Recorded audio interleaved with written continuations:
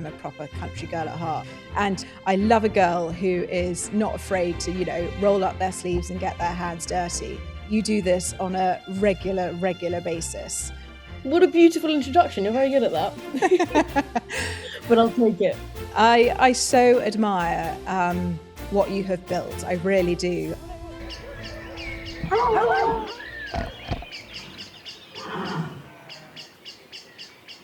Hello and welcome to the Farmette podcast. I'm your host, Tamara Warhurst, and this is the show where we talk about the importance of the countryside and how it has shaped my guest's life. I have asked my guests to choose from a selection of themes from the countryside that have directly impacted their life. My guest today is best known as the owner of Blue Tit, her characterful 1985 Land Rover Defender 90, the voice behind Over In the Rover. Through breaks, breakdowns, campsites, muddy fields, she shares honest content of the countryside life with hundreds of thousands of people, learning practical skills along the way, in particular mechanical ones. Her travels with Blue Tit celebrate self-reliance, resilience, and enduring relationships between people, landscapes, and machines. Tati Reid, this is your rural life. Welcome to the Farmette podcast. What a beautiful introduction. You're very good at that. Well, I hope that sums it up. I hope you feel like that is a good sort of summary of what you do and what you've created. I think it's a very kind summary. It's very generous. But I'll take it. I so admire what you have built. I really do. And I love a girl who is not afraid to, roll up their sleeves and get their hands dirty. And you do this on a regular basis. I feel that there are so many girls out there, especially on social media, in the world that we live in now, where they're showing this sort of pristine, perfect, makeup, hair, heels, eating in smart restaurants type of life. And you are doing the polar opposite of that. You're showing a really authentic, real outdoor life. And I think for young girls, this is so important. Don't you think? Yeah, it's what I've always known and what I love. Yeah. And yeah, okay, it's so nice to go out for like a nice restaurant or go and stay in a nice hotel and get your hair done or whatever it is. But I think it's quite, as my mum would say, vapid. And what brings me actual joy and sort of long-lasting joy is just sort of bumbling around in the countryside, and that is in my Land Rover, and you're very much countryside inside the car on that, because you've got like no insulation. Yeah. And there's holes everywhere and you can literally see the road from your footwell. But it's that, and it's being outside, gardening, doing all of the bits and bobs, and I spend quite a lot of time on my friend's farm and doing all that's where I am happy. Yeah, I was going to say, is that your happy place, being outside, gardening and looking after animals? There's something about looking after something, growing something, whether it's looking after an animal or growing a plant. There's something really satisfying. It makes you feel good, doesn't it? So good. I've got a massive seed obsession at the moment. So spring is sprunging, and I tried to get last year. I missed the seed planting. Oh, don't! Mine have just arrived. Have I missed it? Well, oh God! I don't think if you keep them indoors, but I tried to be so ahead of it because I was like, right, the AI apocalypse is coming. I need some vegetables. So I called my mum and I was like, right, I'm going to grow some vegetables. And she said, what are you going to do? I was like, onions, carrots, potatoes. Like, let's stick to the stocky staples. Okay. So I got my onion seed. I went to this lovely website of this company that sells organic seeds down in Dorset, Devon, something like that. Okay. And bought some seeds, like purple carrots, orange carrots, my onions. I didn't actually get any potatoes in the end. And I've been nurturing these seeds. All my friends are so bored of me chatting about like, oh, my onion's this, my onion's that. Turns out they take 2 years till you can harvest them. Oh, anyway, what? Yeah, from seed. If you get them from this little onion no, like a plug, yeah. Yeah, then you're fine. But I've done them from seed. Well, that's like my asparagus. It takes you. I think you're not allowed to cut it for 3 years or something. Mm-hmm. And I'm like, well, by then I've forgotten about it. And the other day I suddenly saw this little shoot. I was like, oh my God, asparagus! I got some. You can raise a child in that time. Yeah, totally. Now, I'm going to touch very briefly on social media and sort of, how you've grown your following. But for me, I mean, I've just touched on this content creation very, very lightly in comparison to you. Do you find it quite exhausting?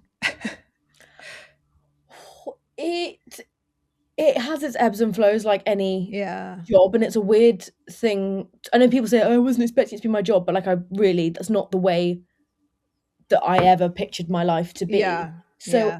I think sometimes I would say I'm not a natural sharer. Even with my friends, they're like, "What are you up to?" And I'm like, just like bits and bobs." And so to I don't find it that natural, but it sort of all happened a bit by accident, and it's meant that I can keep my little Land Rover running and happy, and it's now my whole entire job, and it was like grown into so much more. So I think it is exhausting because I think maybe just being any self-employed person is exhausting because you Yeah. never switch off. Well, that's the thing. Like, it's not like you can say to someone else, okay, on this day, can you go and do X, Y, and Z? Because you're the one that has to be in the video. It's not like you can plonk some random person in and be like, right, off you go with Blue Tit and you make a video. It's always down to you. Yeah. You are hold accountable.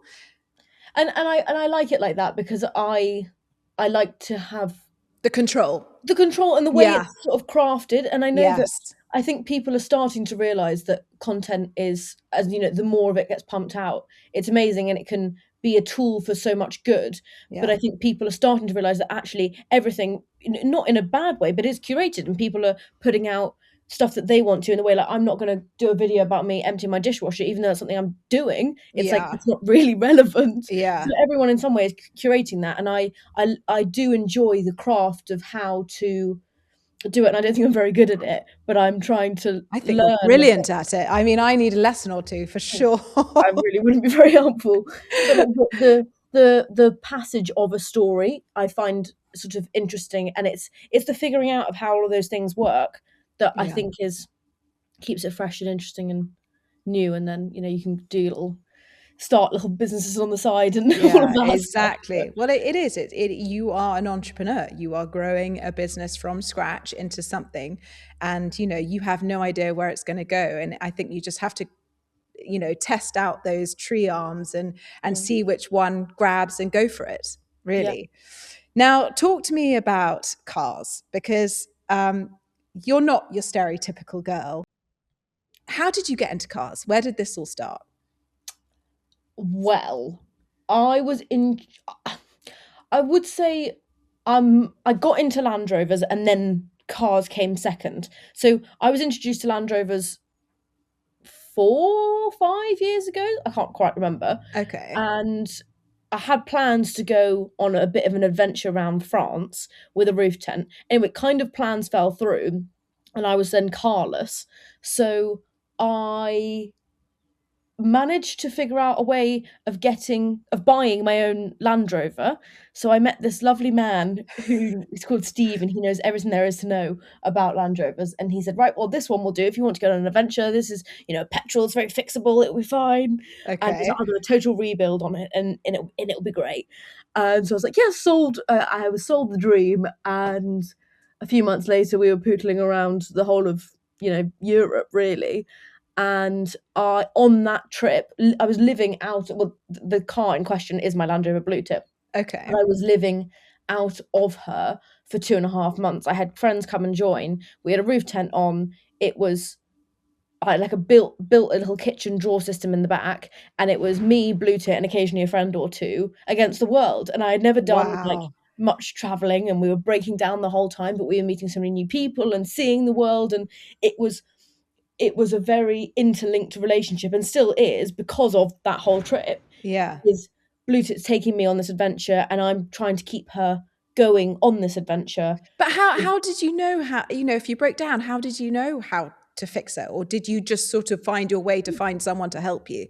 There's a whole combination of how do we figure out various problems, but lots of it was just calling Steve, who sold me Blue Tit. Okay. I was like, Steve, we've got a creak, we've got like a noise, what's going on? And he was like, right, we'll do this, like put this wire here and here, figure out this, what happens here, and he would just talk me through it. So you were literally learning on the journey. Yeah. Yeah. Wow. And then there's some people would just help along the way and would be lovely. Like we spent 3 nights camped outside this garage in the middle of absolutely nowhere in somewhere in France, and it was like the distributor cap had cracked and the distributor arm had not That worked. means nothing to me.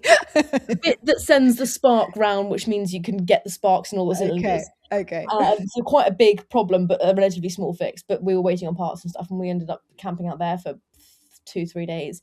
And like even then, we went to a pizza restaurant, sat with these French people, and they were just talking French the entire time. And I had done Duolingo before I left. I was like, I'll know all the things. Didn't know a word. But we had a lovely time and ended up walking in canyons with them the next day while we were still waiting for the parts to arrive, and just like had these little experiences and adventures. And from that relationship that Blue Tit and I built together, I then, when I got home, and then the Instagram stuff took off, and then I was So did you start the Instagram thing? Did you start it literally just, I'm just going to film my journey with my Land Rover? Is that sort of how it started? I did a couple of little videos while I was away on that first trip, and then got back and one video took off, and I was like, oh fuck, like this is happening. And it wasn't like, I was like, I don't really know what to do with this. There's lots of people watching me and I'm a bit scared. It's quite daunting, isn't it? Like allowing yourself, like opening yourself up to like basically the world and being like, this is me and this is and then the judgment and the words and the comments and everything. And like also you don't, like, you want to keep yourself safe and you keep your car safe. Like I don't want people getting nicked. So you've got to keep that one in mind as well. And I think from that I started to realize other people had these stories and these experiences with their cars, and that I wasn't alone in my like adoration and love for component parts that all moved. Like this relationship we built wasn't necessarily unique to me, although it very much feels like it. And other people have this weird relationship with their cars. Totally. Now, I ask all my guests if there is a possession within this podcast, and I think it's safe to say that your possession is Blue Tit. Where did the name come from, and is it a girl or a boy? Is it a he or a she? Very much a she. A she. And the name is something that I've never answered the question. I know the story, but it's just a little secret that I just I don't know why, but it's just But you named her. Steve didn't name her. We can assume, I don't know.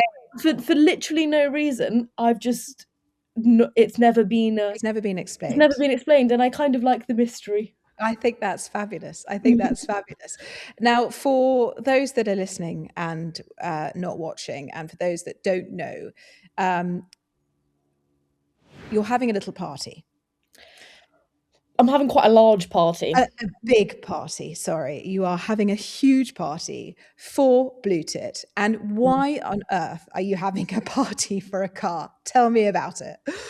Well, I think after all of the years of trials and tribulations with my lovely little Land Rover Blue Tit, I sort of suddenly realised that we were getting to 40 years old, and 40 years old in car world classes your car as a classic car. So you are tax exempt, MOT exempt, ULEZ exempt, and it's a monumental milestone for cars to turn classic cars. Okay.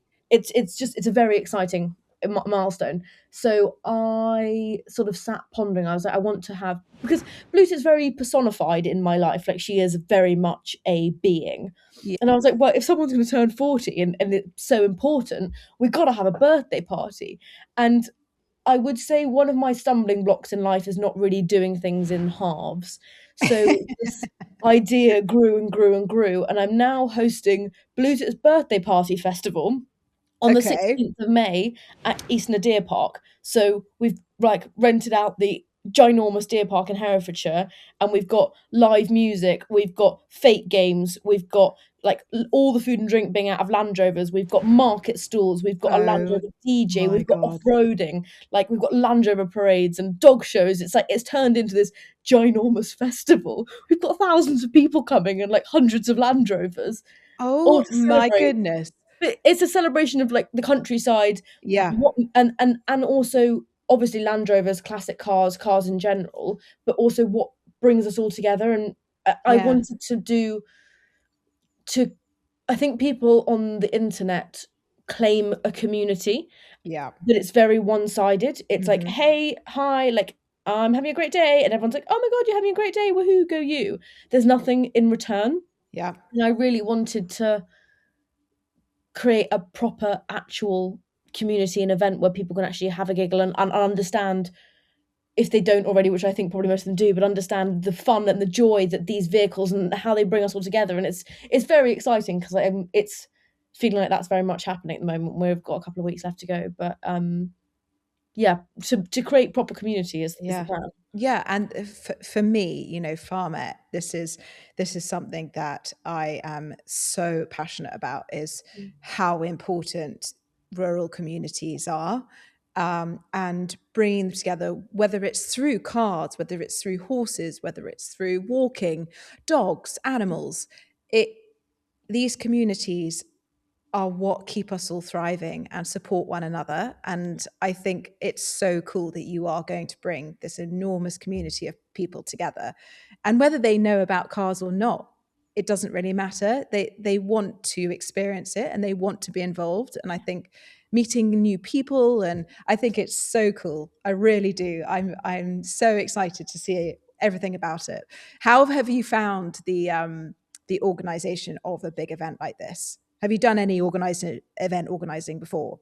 I think I organised my 5th birthday party. Like, that's about it. So Two it friends and a Peppa Pig cake.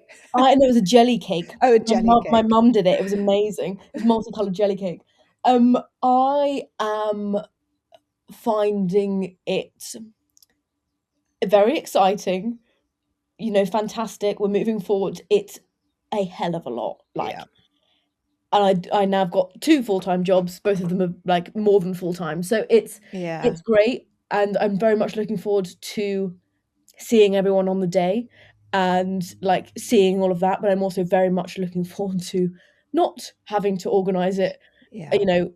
for a little while again. I think for events, especially like enormous ones like this, the run up to it is just so stressful because Yeah, you are trying to juggle, and also it's the first time you've done it, so yeah, you don't really know exactly how it's all going to play out. yeah, But actually, I think once you get to the day, you're hopefully just going to be able to really enjoy yourself and enjoy meeting all these people who are coming to support you and Blue Tit. exactly. And yeah, it is a lot, but I'm learning so much in the Yeah. process. And I think at this time of life and the where I'm at the moment, I think that Yeah. that's fine. Like, it's going to be Overtake your amazing. life. Yeah, it's Yeah. going to be amazing no matter what. And like, I'm putting enough work in that it's going to have to be like, there's no other option apart from it to be amazing. And hopefully we'll go on for year 2 and year 3 and forevermore. Yeah. But yeah, I'm learning a lot. Well, well done you. Well done you. For any of our listeners that want to find out or buy tickets, where can they head to? overintherover.com. Over in the rover.com. Head there, Thank you for the people. shameless plug. Yeah, exactly. No, it's perfect. So let's move on to a bit more of your rural life and head to the person that first taught you about the countryside. I would say probably it would be my grandpa. Okay. On Um, your mother or father's side? Mother's side, I'd say, I guess parents and grandpa family, Yeah. all of my family. So we grew up in the countryside and were very lucky to do so. And we had a very, very lovely outdoor childhood. Yeah.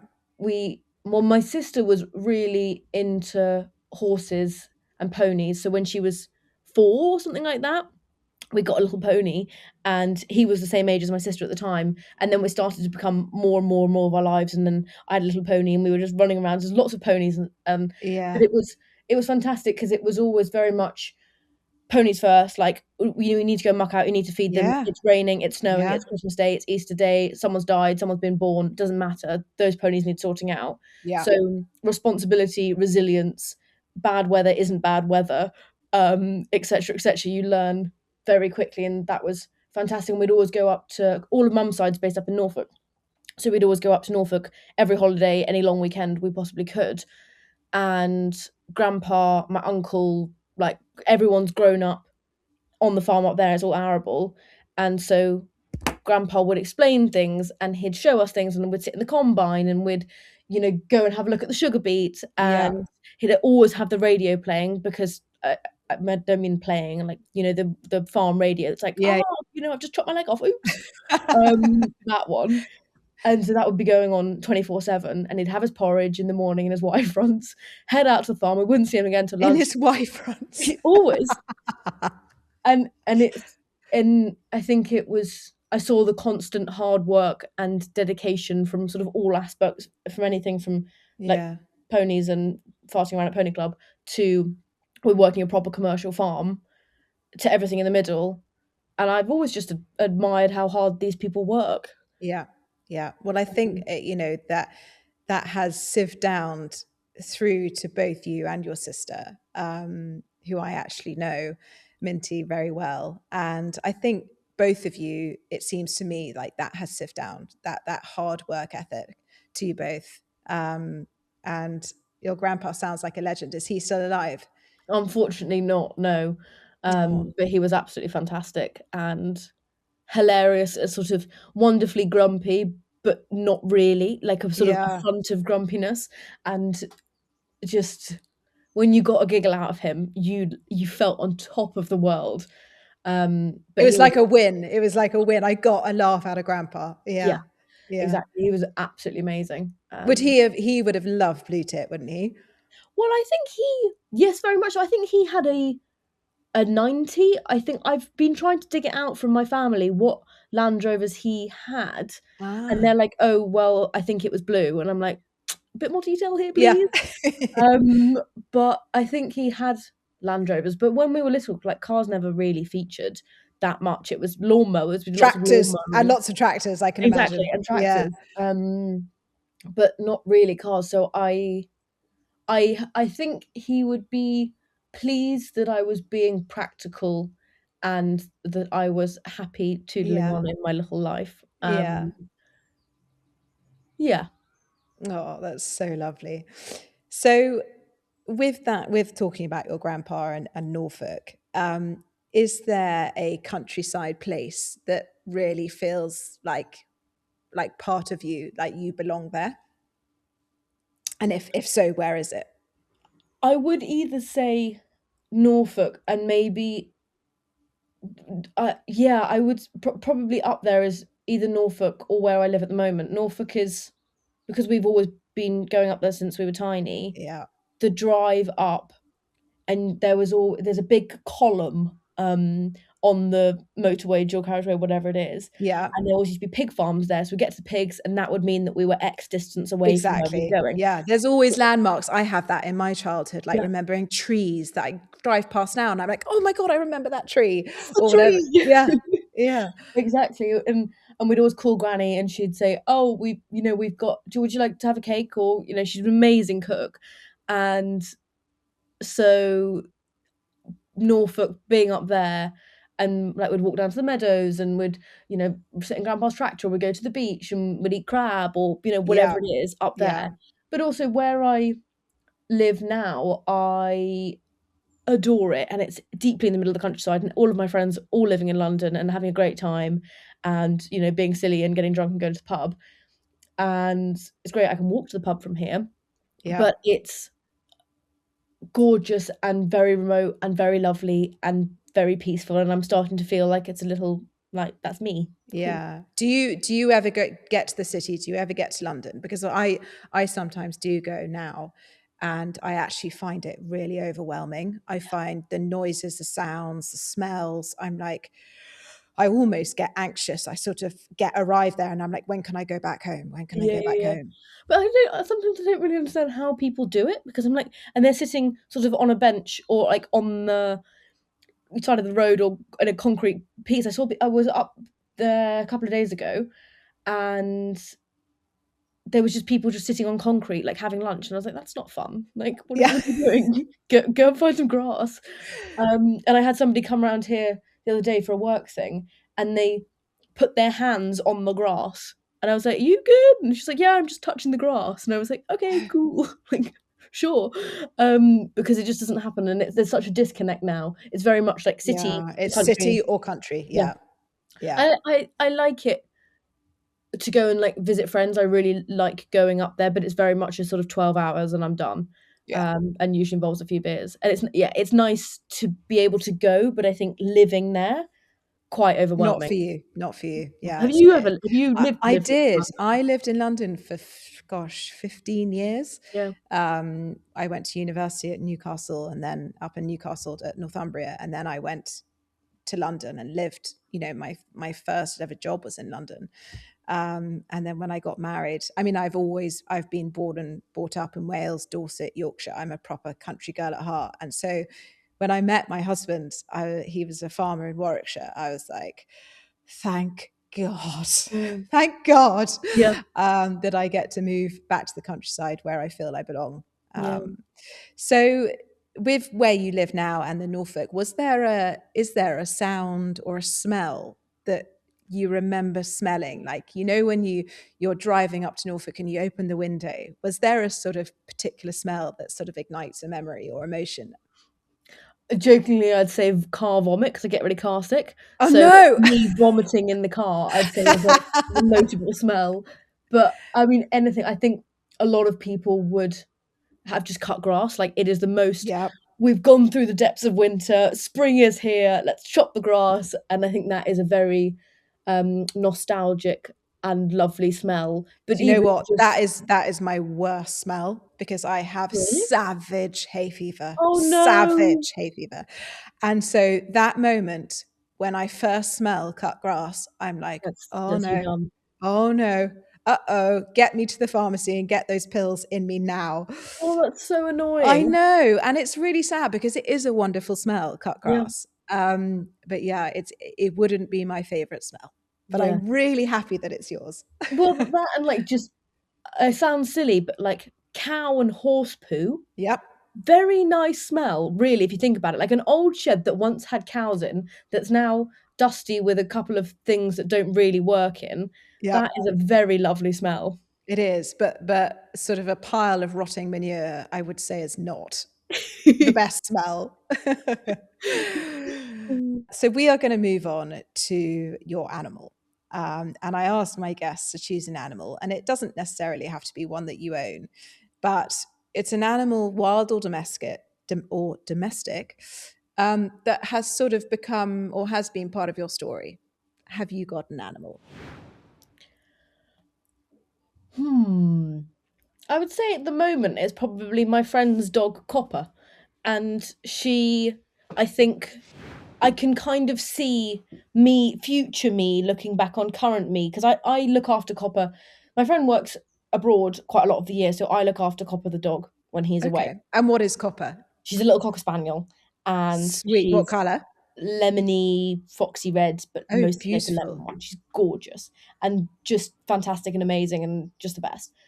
And I think at this time, like, because she comes to me in about 2 months stint, so I literally have her for 2 months and then she goes back, so I haven't got her at the moment. Um, Okay. and I think at the So it's moment, like borrow a dog. It's almost the best thing. literally, It's a bit like, I wish children were like that. Borrow them for a bit and I'll send them take back. yours. You can have them anytime. But having her, especially with all of the stress of the event organising, it's it feels like it's quite like a monumental chunk, and I really hope that she Mm, has her puppies at some point and then I can have one.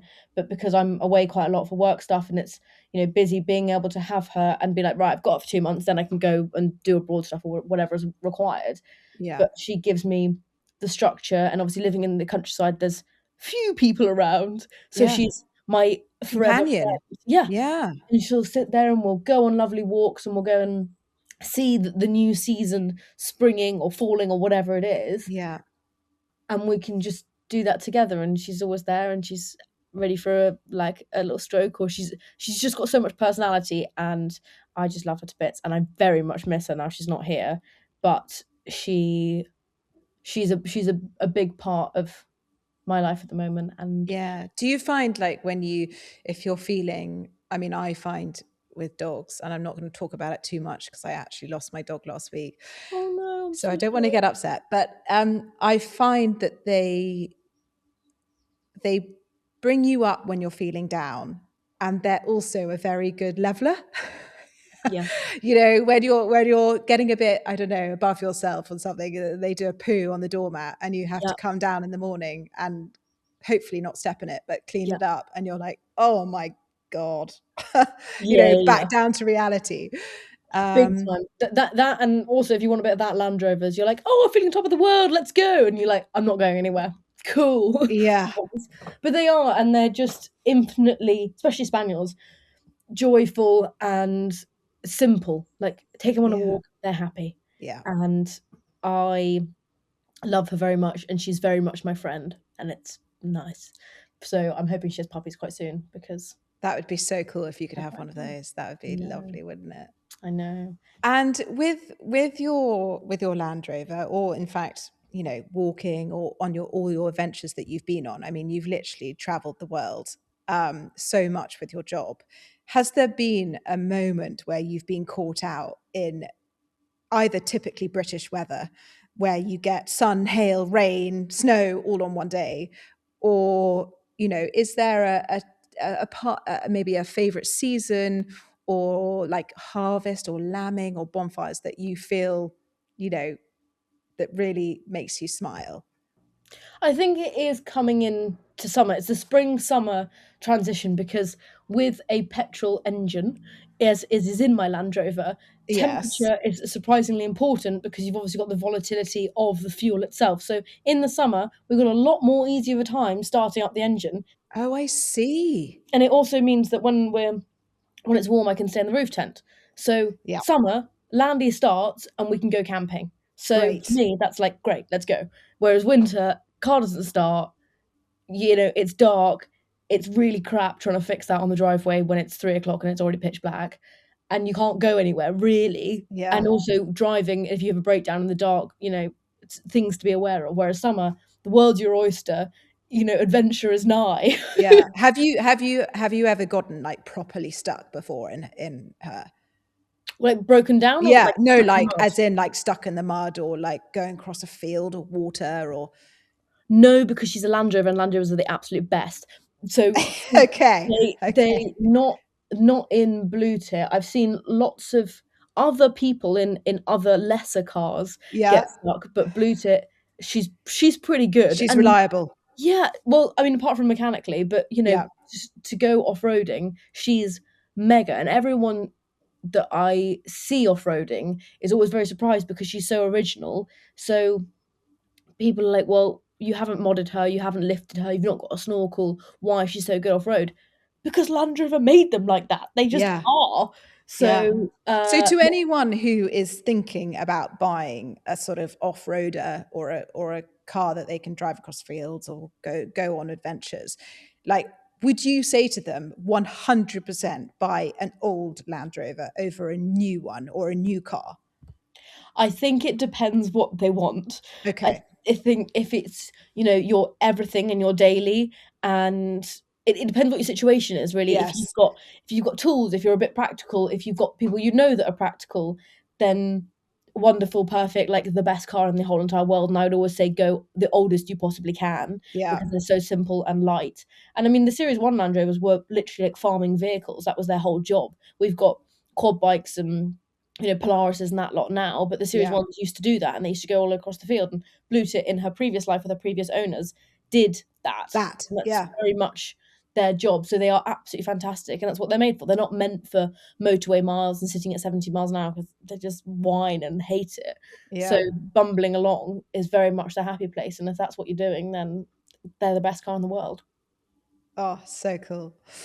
So is if you were bumbling along in your car, you know, on a beautiful summer's day, is there a tune that you would hit on and sing at the top of your voice? Because I, every single summer, there is a moment, there's a day where I put the windows down and I'm like, oh my God. And I put on, it's normally Seal, not going to lie. Cool. Love a bit of Seal, Kiss from a Rose. Yep. And I put it on and I turn it up so loud and I pretend that I'm, Mariah Carey, and I Yeah. cannot sing. Is there a tune that you choose?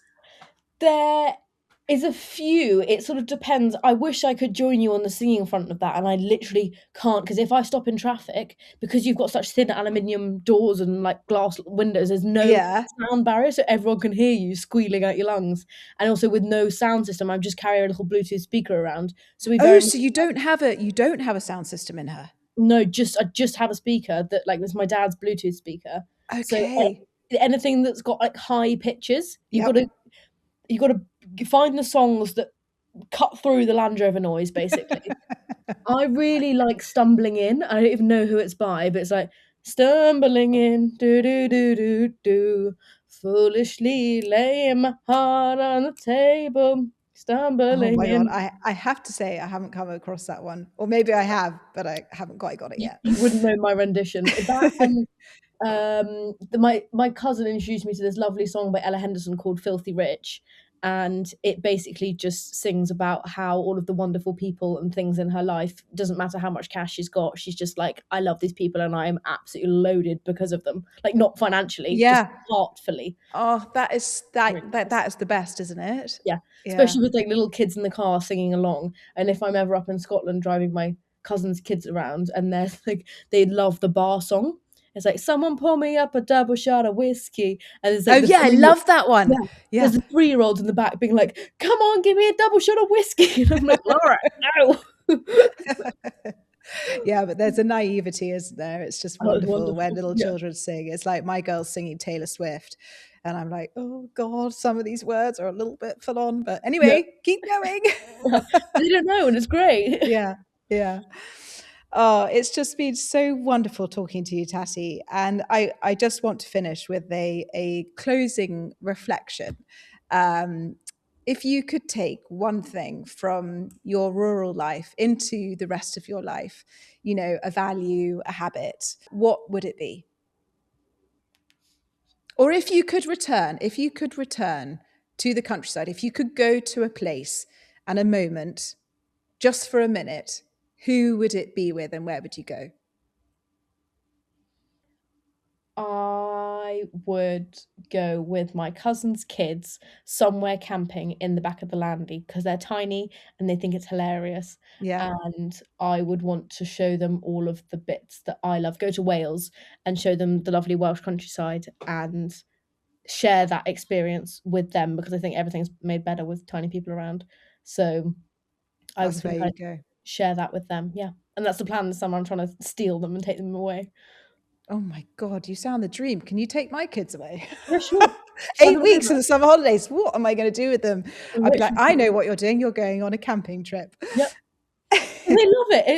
It's so great because that kind of thing is just, it's different. It's out the ordinary, and you sort of reinvent what you're allowed to do. When I took Lara camping for the first time, more like, and she was like, "Is this illegal?"